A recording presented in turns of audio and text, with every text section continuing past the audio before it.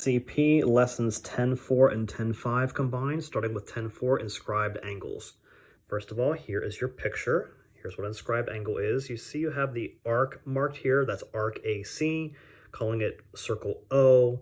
B is on the opposite side. So what happens is when you're intercepting the arc and those lines go to the other side, two chords meet over there at point B, that's called your inscribed angle. It comes from the arc, goes over to the other side. So the angle formed in the interior of a circle when two secant lines intersect on the circle.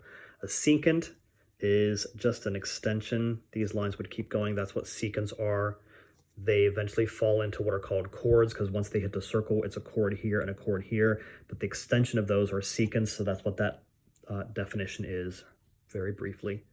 And then we go over to say that angle ABC, angle ABC, B is in the center, ABC, is formed from arc AC. Formed from arc AC, there we go. So I'll pull back a little bit so you can see that.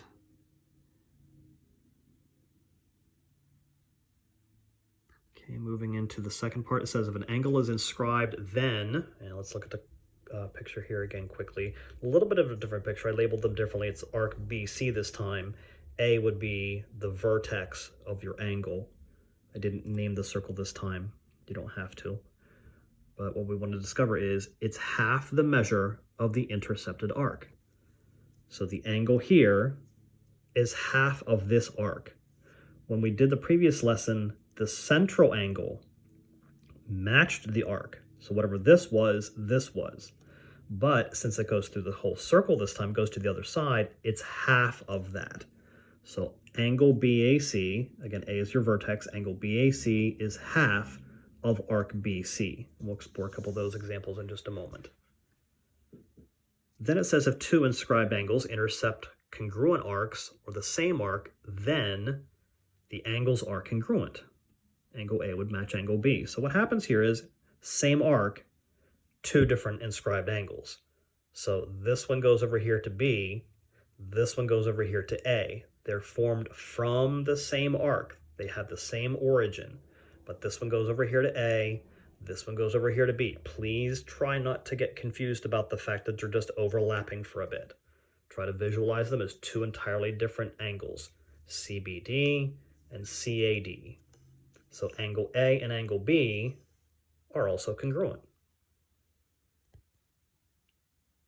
because they come from the same arc. If a quadrilateral is inscribed in a circle, then opposite angles are supplementary, which means they add up to 180 degrees. Opposite angles, think of what opposite angles are. Opposite angles would be supplementary. They add up to 180. So in your picture here, I just drew a simple quadrilateral. I marked them A, B, C, D. So A and C are opposites, B and D are opposites. So opposite angles are supplementary. A and C add up to 180, B and D add up to 180. Moving on to more examples with 10.4 inscribed angles. Yes, here are your answers, but let's see what's happening here. Yikes, that's a confusing picture. So here's what's happening. You have X here. X comes from, and you got to be really careful with your eyes here. You might want to take different colored markers or colored pencils and mark these. So angle X comes from 110. So what's half of 110 but 55? Miss W, W's over here. Here's W. Look at the lines where W originates from. Here's your angle. W also comes from 110. So W is 55. Remember, your inscribed angles are half of the arc. Angle Y, here's angle Y. The sides come here and here, so the origin is 70. That makes angle Y. So angle Y is half of 70, or 35. Angle Z, here's your sides of angle Z, comes from 78-degree arc. So the 78-degree arc goes over to angle Z. Half of 78 is 39. Number 2, find W, X, Y, and Z again. See a lot of work here. Let's come back to that. Don't want to give away everything just yet. What you probably want to do here is finish your circle. Finish labeling your circle. You have 1, 2, 3 arcs that are given. You know the whole thing has to be 360. So what I did is I added these three together, 76, 94, and 68, added those all up, subtracted from 360. This remaining arc that's not labeled is 122. Now to go in alphabetical order, look at where W comes from. W goes over to here and over to here. That makes angle W. So the arc is the whole way around here. So you're going to have to add 2 of them together and then take half of that. So 68 plus 122 is 190. You're going to take half of that and you get 95. You're going to do the same thing for all of the other 3. You have to add 2 angles together and then take half of that answer because the angles are so large.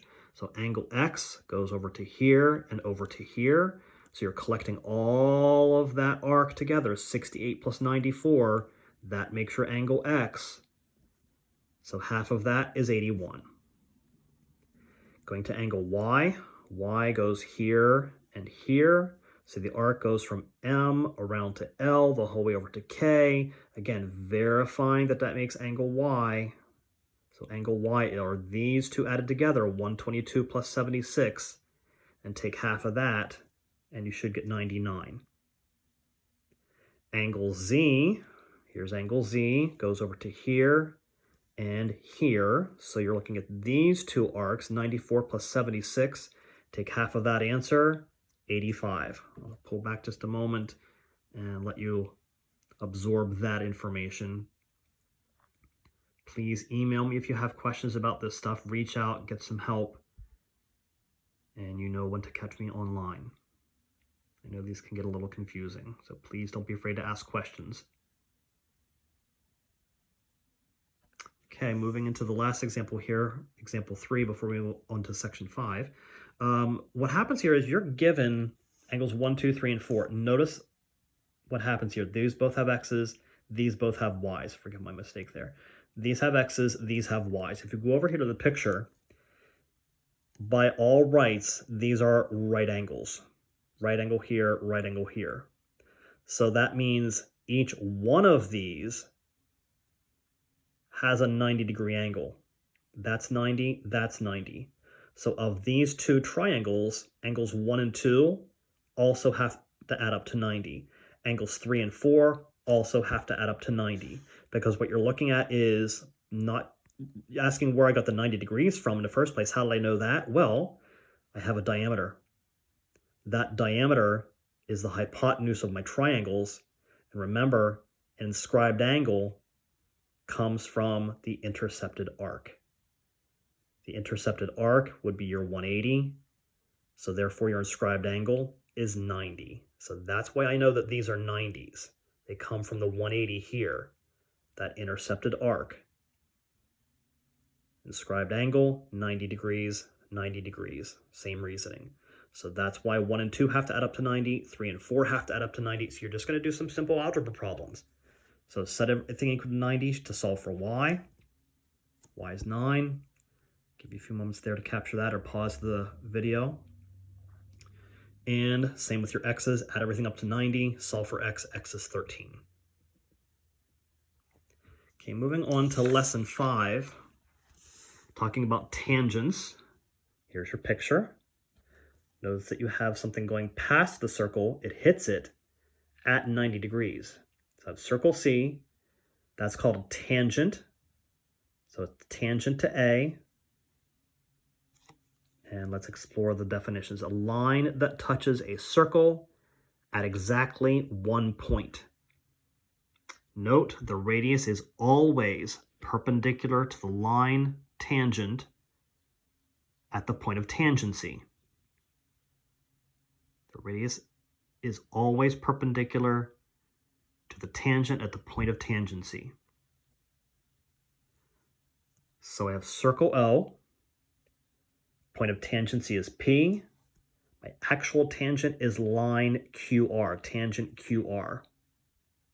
Again, circle O, point of tangency P, tangent, line QR, or RQ. So with these particular examples, it says determine if ED is a tangent. So basically it's a yes or no question.